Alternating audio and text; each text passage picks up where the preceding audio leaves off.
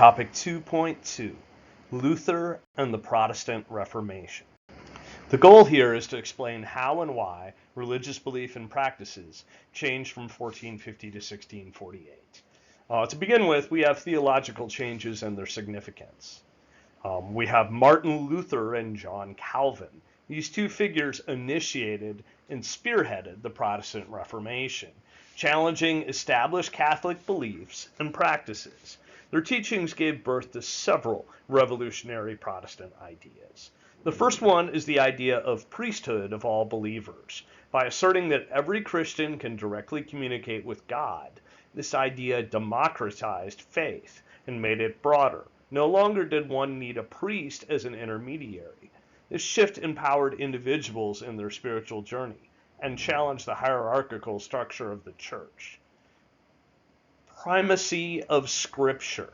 By placing the Bible as the foremost guide for understanding God's will, Protestant reformers effectively reduced the authority of church traditions and clerics. This was impactful because it shifted the source of spiritual knowledge from the church's teachings to personal interpretation of the Bible. Predestination.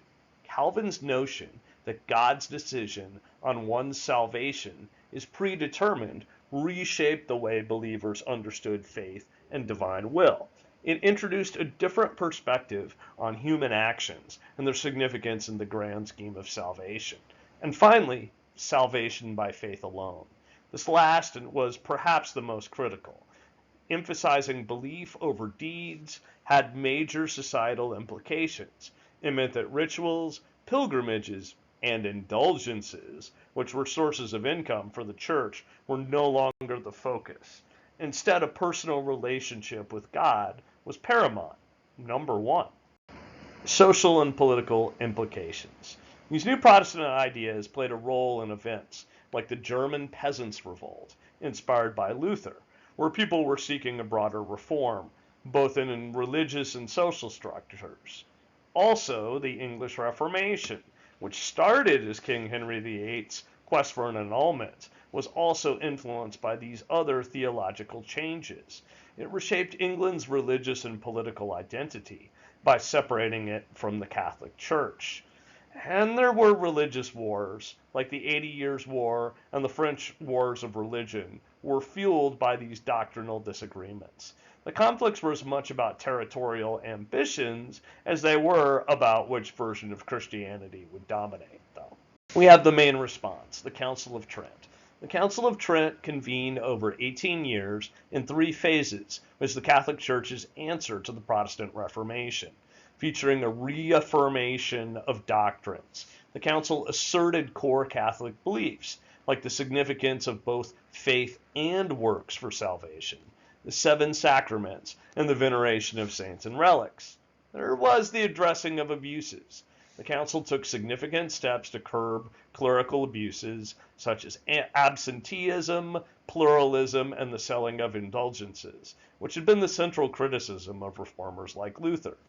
There was an educational emphasis. It established seminaries to properly educate priests, aiming to elevate the moral and educational standards of the clergy. Finally, the Counter-Reformation. The outcomes of the Council became a central part of the Catholic Counter-Reformation, a movement not just to counter Protestant beliefs, but also to reinvigorate the Catholic faithful. There were economic and societal ramifications. The Protestant work ethic had profound implications for European society. There was a connection between wealth and God's favor. Especially among Calvinists, there was a belief that worldly success and wealth were signs of God's favor. This was a departure from the traditional Catholic view, which often associated wealth with moral corruption. There was the birth of capitalism. This ethic, which promoted hard work, thriftiness, and the accumulation of wealth, is often cited as a factor in the rise of capitalism. Cities with strong Protestant influences, like Geneva or Amsterdam, became hubs for commerce and finance. And a shift in social values. The shift also changed societal values, emphasizing personal responsibility, thrift, and diligence. Finally, there were lasting impacts.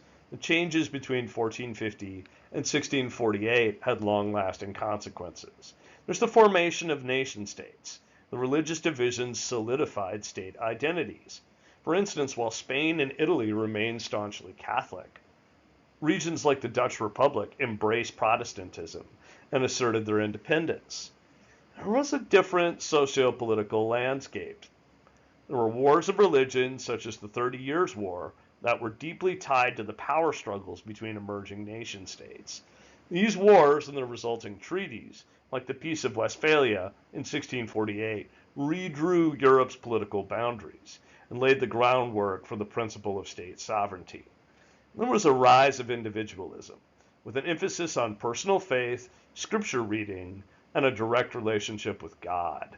Protestant beliefs indirectly championed individual rights and self-determination, concepts that would gain further prominence in the subsequent Enlightenment period.